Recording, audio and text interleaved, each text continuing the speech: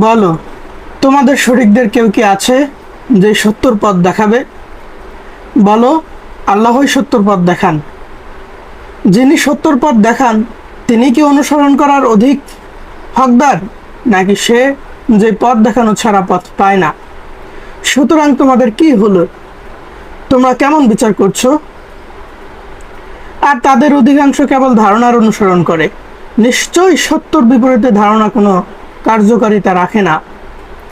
নিশ্চয়ই আল্লাহ তারা যা করে সে সম্পর্কে সম্যক অবগত।